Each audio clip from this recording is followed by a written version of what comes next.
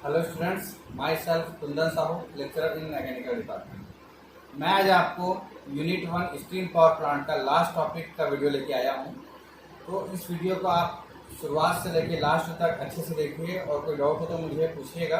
तो हम स्टार्ट करते हैं इस topic. So let's start this topic, how to increase the thermal efficiency of Rankine cycle और thermal efficiency of steam power plant. ठीक है, तो कैसे इंक्रीज कर सकते हैं थर्मल पावर प्लांट के एफिशिएंसीज को। तो उसके बहुत सारे मेथड्स हैं। तो हम स्टेप वन बाय स्टेप इसके प्रोसेस को समझते हैं। So let's start this topic, methods of increasing the thermal efficiency. तो पहला मेथड है increasing the maximum pressure of steam, increasing the maximum pressure of steam, that is boiler pressure. आप जो pressure को बढ़ाओगे वो बॉयलर प्रेशर को बढ़ाओगे और with the help of this increasing of this boiler pressure automatically various condition will change. Got it? So let's start this topic. तो सबसे पहले हम क्या करते हैं कि first of all we make this TS diagram and you can easily understand what is going here. ठीक है, तो क्या होने जा रहा है आपको आसानी से समझ आ जाएगा। ठीक, सो लेट्स स्टार्ट। तो ये है आपका टीएस डायग्राम। ठीक, फर्स्ट पहला पॉइंट था आपका ये वाला है, 1 से 4 के बीच बॉयलर है, 1 से 2 के बीच टरबाइन है, 2 से 3 के बीच आपका कंडेंसर है और 3 से 4 के बीच पंप है। ठीक है, तो ये हुआ P1 प्रेशर पे। तो जनरली हम सैचुरेटेड कंडीशन, मैंने सैचुरेटेड कंडीशन का जो टीएस डायग्राम बनाया है, ठीक है, I made saturated condition TS diagram, that is saturated vapour condition. First point is the saturated vapour condition and P2 point is the higher pressure saturated condition TS diagram. तो यहां पे देखिएगा pressure को मैंने बढ़ा दिया है और एक सैचुरेटेड वेपर कंडीशन में टीएस डायग्राम बना दिया। ठीक है, तो ये वाला है 1 2 3 4 5, ये वाला डायग्राम है 1 2 3 4 5। और आपका जो हायर प्रेशर पे है वो 1 डेज और यहाँ पे 1 डेज 2 डेज 3 4 और 5 डेज। तो पहला नॉर्मल कंडीशन था आपका 1 2 3 4 5 और जो हायर प्रेशर वाला कंडीशन है वो 1 डेज 2 डेज 3 4 और 5 डेज। तो जब हम प्रेशर बढ़ाते हैं तो क्या क्या चीज होता है हमें वो देखना है, और जो भी चीज बढ़ेगी घटेगी वो हम with the help of this diagram you can easily understand what is going to be increase, what is going to be decrease. So you can easily understand with the help of this diagram. Got it? So let's start. So let's watch what is going here. तो 1 days आपका मैं normal diagram में आता हूं। 1 to 2 आपका turbine है और यहाँ पे है 1 डेज to 2 डेज टरबाइन है। तो आपको क्या क्या, पहला है वर्क डन ऑफ टरबाइन। बताइए क्या होगा, सोचिए। वर्क डन ऑफ टरबाइन पहले नॉर्मल कंडीशन में 1 to 2 था और यहाँ पे 1 डेज to 2 डेज है, तो वर्क डन ऑफ टरबाइन आपका बढ़ रहा है। ठीक है, सिमिलरली आपका heat addition work done of turbine हो गया। और मैं वर्क डन ऑफ पंप ले लेता हूं। वर्क डन ऑफ पंप क्या होगा, नॉर्मल कंडीशन में 4 से 5 आपका 1 to 4 आपका है, 1 to 4 था यहाँ पे बॉयलर कंडीशन में, नॉर्मल कंडीशन में, और 1 डेज to 4 डेज, यहाँ 1 डेज to 4 कंडीशन था। तो यहाँ पे डायग्राम देखोगे तो आपका पंप भी बढ़ा हुआ दिखाई देगा। ठीक है, तो पंप बहुत नेग्लिजिबल अमाउंट में बढ़ता है। ठीक है, नेग्लिजिबल अमाउंट में बढ़ता है। तो आपके पास फॉर्मूला है W net is equal to turbine minus pump. तो टर्बाइन आपका ज्यादा बढ़ रहा है तो यहाँ पे W net भी बढ़ जाएगा। ठीक है, और क्या बढ़ेगा, 1 to 4 जो है, 1 to 4 है आपका हीट एडिशन और यहाँ पे 1 dash to 4 है हीट एडिशन। तो 1 to 4 का एरिया कम है, 1 to 4 का एरिया ज्यादा है, मतलब यहाँ पे maximum area, maximum heat addition. तो यहाँ पे हीट सप्लाइड या हीट एडिशन बोल सकते हैं, हीट एडिशन भी बढ़ेगा। ठीक है, तो आपका टरबाइन बढ़ गया, पंप नेग्लिजिबल अमाउंट पे बढ़ रहा है क्योंकि आपको ज्यादा ऊपर बॉयलर है, बॉयलर सेक्शन है, तो ज्यादा ऊपर तक आपको पानी पहुंचाना पड़ेगा। सीधा सा कॉन्सेप्ट है कि आपको बॉयलर में पानी डालना है, तो बॉयलर की हाइट ज्यादा हो गई है, ज्यादा हाइट पे आपको वर्क करना है, तो आपको पंप को भी थोड़ा ज्यादा वर्क करना पड़ेगा, इसलिए पंप बढ़ गया और डब्ल्यू नेट यहाँ पे बढ़ गया, हीट एडिशन बढ़ गया। अब हीट रिजेक्शन देखते हैं, हीट रिजेक्शन। अब हीट रिजेक्शन कहां से कहां के बीच हो रहा है, देखिए हीट रिजेक्शन नॉर्मल कंडीशन में होता है 2 to 3 के बीच। हीट एडिशन होता है आपका नॉर्मल कंडीशन में, नॉर्मल मतलब 1 2 3 4 5, you will take these 1 2 3 4 5 section. Got it? So in this diagram you can easily understand heat rejection will reduce as compared to heat addition reduce in 1 days, 2 days, 3 4 5 days diagram. तो आप 1 days, 2 days, 3 4 5 days diagram से आप compare करोगे 1 2 3 4 5 diagram को, तो आपको पता चलेगा कि अगर हम प्रेशर को हाई करते हैं, when we increase the pressure, heat rejection will decrease. तो आप प्रेशर को भी जब बढ़ा रहे हो तो ऑब्वियस सी बात है, पहले नॉर्मल में इधर था, थोड़ा एरिया ज्यादा था, अब यहाँ पे एरिया 2 days इधर हो गया, थोड़ा कम हो गया है, असर क्या है, तो हीट रिजेक्शन आपका कम हो जाएगा। ठीक है, तो आपका टरबाइन बढ़ गया, पंप बढ़ गया, डब्ल्यू नेट बढ़ गया, हीट एडिशन बढ़ गया, हीट रिजेक्शन आपका कम हो गया। ठीक है, और यहाँ पे mean temperature of heat addition,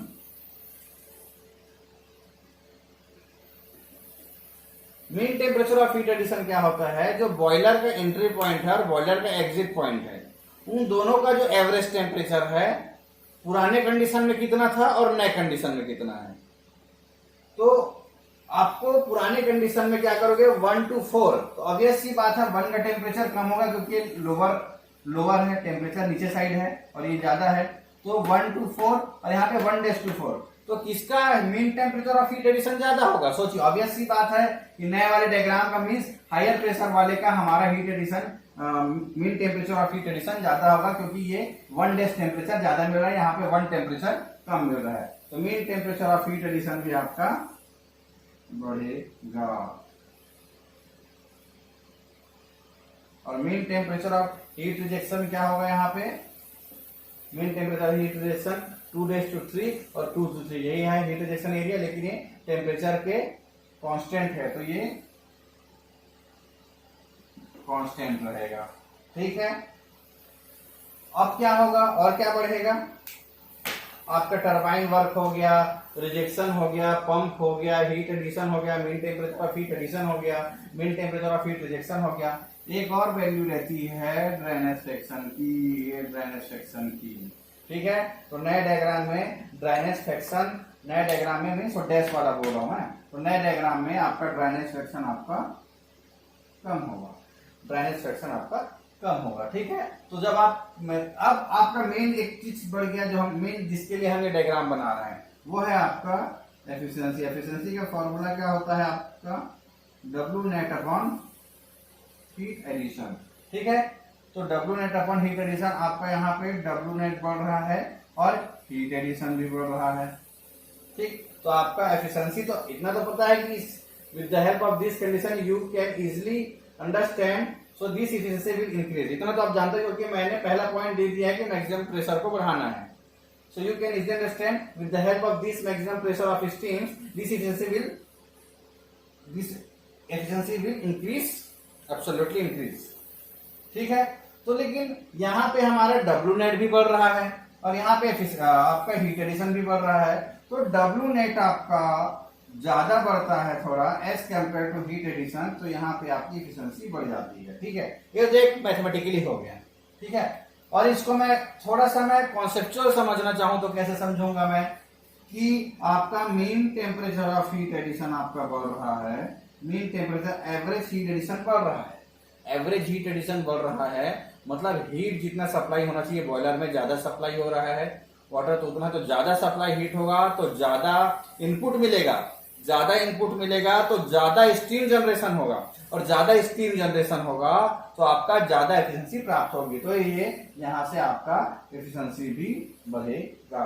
तो ये था आपका पहला पॉइंट, ठीक है। Increasing the maximum pressure of steam, increasing the lower pressure of steam अब सेकेंड रहेगा, या जिसे हम बोल सकते हैं we can say that condenser pressure of this Rankine cycle और दिस स्टीम पावर प्लांट। तो so let's start second point, decreasing the lower pressure of steam. तो मैं इस डायग्राम को रिमूव कर देता हूं, फिर उस डायग्राम में आता हूं, ठीक है।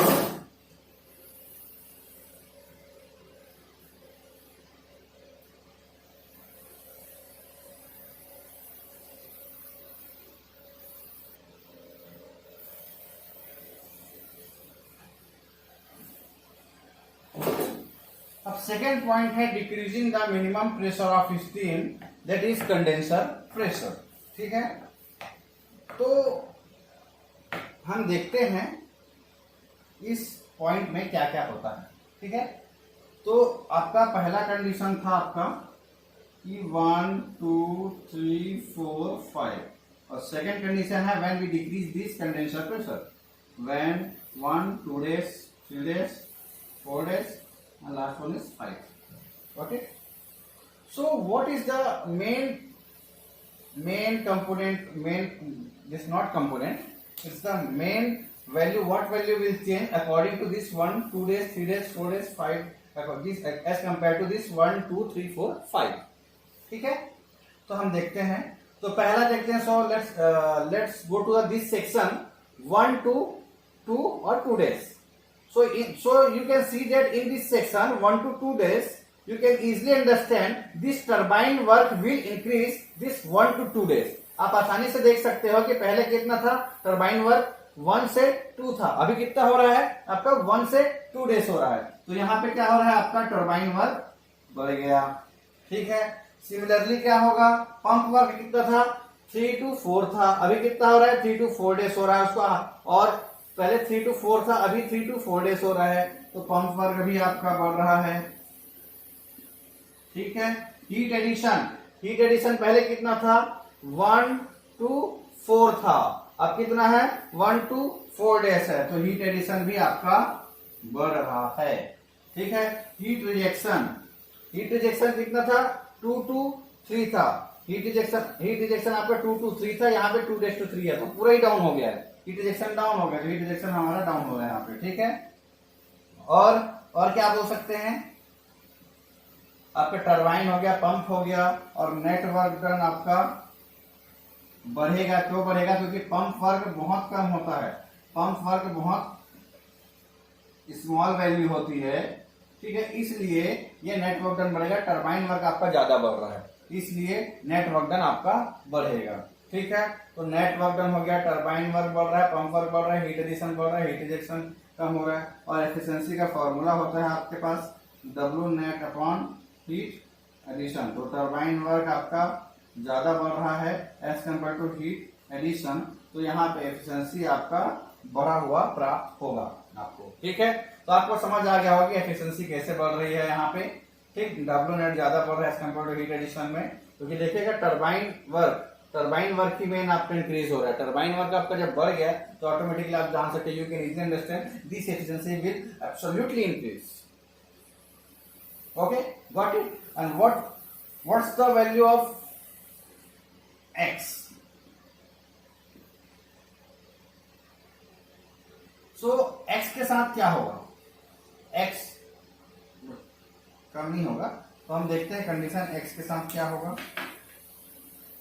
एक कंडीशन यहाँ था और ये दूसरा यहाँ पे है, तो x आपका यहाँ पे कम हो रहा है, ठीक है। तो this drainage fraction will decrease. So you can understand various condition, according to these conditions various phenomena will change, and this will increase work done of turbine, this will increase work done of the pump, this will increase heat addition of the boiler, heat rejection will decrease, W net will absolutely increase because W turbine is more as compared to the W work done of pump, because work done of pump is a very smallest value, So we can say that according to this formula, efficiency will definitely increase and drainage section will decrease as because you can see that in this diagram drainage section will decrease. So this is the second condition of the how to increase thermal efficiency of Rankine cycle और thermal efficiency of steam power plant. ठीक है, तो ये इस second condition था, क्या क्या बढ़ रहा है कम हो रहा है आप देख लिए हो। ठीक है, मैं जितना भी बता रहा हूं आपको इस डायग्राम के हिसाब से बता रहा हूं। ठीक है, तो ये सेकंड कंडीशन हो गया, इसको मैं रिमूव कर देता हूं, 2 मिनट आपको होल्ड करना पड़ेगा।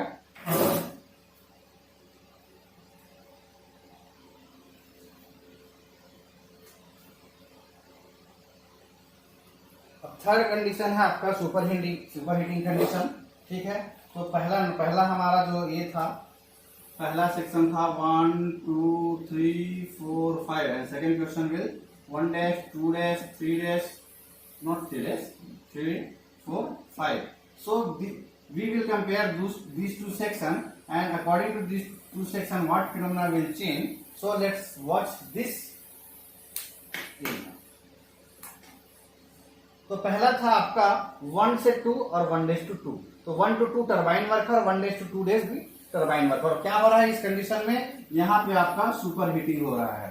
ठीक है, तो ऑब्वियसली आप समझ जाओगे 1 to 2 और 1:2 में आपका टर्बाइन वर्क आपका बढ़ रहा है। सेकेंडली क्या हो रहा है आपका 2 to 3 हीट रिजेक्शन था, अभी 2:3 हो गया है, तो हीट रिजेक्शन भी आपका बढ़ेगा। ठीक है, work on off pump same रहेगा क्योंकि 3 to 4 दोनों के लिए सेम है, और हीट एडिशन भी आपका बढ़ेगा। पहले कितना था 1 to 4 था, अब 1:4 होगा। ठीक है, ये हो गया। ड्रेनेज फ्रैक्शन क्या होगा, ऑब्वियस सी बात है, यहाँ पे ड्रेनेज फ्रैक्शन कम था, यहाँ पे ज्यादा हो जाएगा, तो ड्रेनेज फ्रैक्शन आपका बढ़ेगा। तो एफिशिएंसी इज इक्वल टू क्या होता है W net upon heat addition. ठीक है, और mean temperature of heat addition आपका यहाँ पे क्या होगा, पहले कितना होता, सपोज मान के चलो ये 100 डिग्री सेंटीग्रेड था, ये 50 डिग्री सेंटीग्रेड था, तो 40 मान के चलो, ये 100 और ये 40, तो 140 डिवाइडेड बाई 2 70 था, और यहाँ मान के चलो कि 200 और ये 40, तो 240 डिवाइडेड बाई 2 तो 120 हो जाएगा। तो obviously average temperature of heat addition according to this diagram will increase. ठीक है, तो यहाँ पे mean temperature of heat addition भी बढ़ रहा है, और W नेट जो है आपका ज्यादा बढ़ता है as compare to heat addition, this according to this parameter. But according to mean temperature of heat addition, this will also increase. So you can say that with both condition, efficiency will definitely increase. So these parameter will change according to superheating condition. तो क्या क्या बढ़ गया आपका, सिर्फ आपको diagram देखना है, डायग्राम के हिसाब से आपको वर्क करना है, और ये डायग्राम आपको बनाना है ना, ये आपको डायग्राम कंपलसरी बनाना है एग्जाम में। आप डायग्राम नहीं बनाओगे तो आपके मार्क्स कट जाएंगे। ठीक है, तो ये तीसरा कंडीशन था। अब मैं आपको और कुछ 2-3-4 कंडीशन और है जिसको मैं लिख दे रहा हूँ, थोड़ा सा आपको वेट करना पड़ेगा।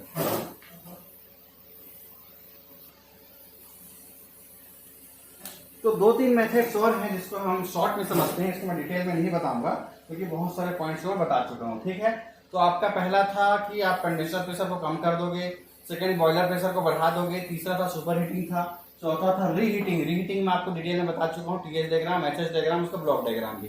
तो with the help of this reheating method you can increase efficiency of steam power plant slightly word वहां पे मैंने यूज किया था, तो मेरे पुराने वीडियो में आप जाके वहां देख सकते हो। ठीक है, by regeneration of steam process you can also increase the efficiency of the thermal power plant. ठीक है, तो रीजनरेशन मेथड से भी हम बढ़ा सकते हैं थर्मल एफिशिएंसी रैंकाइन साइकिल की। और वाटर एक्सट्रैक्शन जो है फीड वाटर हीटर है, वाटर में हम क्या करते हैं एक्सट्रैक्ट करके फिर से भेज देते हैं, जो जनरली हम रीजनरेशन मेथड में यूज करते हैं। ठीक है, तो with the help of this water extraction equipments you can also increase the thermal efficiency of steam power plant. And last method is by using the binary vapour cycle you can also increase the efficiency of thermal power plant. तो यहाँ पे आपके पूरे important topic हो गए। Efficiency 5 number पूछा जाता है कि कैसे आप थर्मल एफिशिएंसी को बढ़ाओगे स्टीम पावर प्लांट के रैंकाइन साइकिल को, ये मैंने पूरे 7 पॉइंट में बता दिया। ठीक है, तो क्या क्या पढ़ लिए हमने, steam power plant, normal steam power plant, Rankine cycle का TS HS डायग्राम देख लिया, उसका न्यूमेरिकल भी देख लिया। रीहीट डायग्राम देख लिया, रीहीट का टीएस डायग्राम, एचएस डायग्राम देख लिया, न्यूमेरिकल कैसे बनाते हैं वो भी मैं शॉर्ट फॉर्म में समझा दिया हूँ आपको, और क्या इक्विपमेंट्स लगे होते हैं रीहीट में, क्या क्या चेंजेस आती है, सिमिलरली रीजनरेशन में भी क्या क्या चेंजेस आती है, क्या क्या इक्विपमेंट्स लगे रहते हैं, उसका टीएस डायग्राम, एचएस डायग्राम, और एफिशिएंसी कैसे बढ़ाते हैं। तो ये पूरा मेथड्स मैंने आपको बता दिया है। तो यहाँ पे आपका यूनिट 1 कंप्लीट है। स्ट्रीम टेबल को आप अच्छे से देखिए। कोई डाउट हो तो मुझे व्हाट्सअप भी कर सकते हो, यूट्यूब के वीडियो में मुझे कमेंट करके भी पूछ सकते हो कि अब क्या प्रॉब्लम है, कहाँ पे है। तो लास्ट तक, शुरुआत से लेके लास्ट तक अच्छे से वीडियो को देखिए, लाइक करिए, सब्सक्राइब करिए, बेल आइकॉन को दबाइए। कोई डाउट हो तो मुझे इमीडिएटली शेयर कीजिए, व्हाट्सअप करिए, बस यही बोल सकता हूँ। अब मैं जो नेक्स्ट वीडियो बनाऊंगा वो नेक्स्ट यूनिट के लिए रहेगा। सो आज के लिए बस इतना ही। Thank you class. ओके।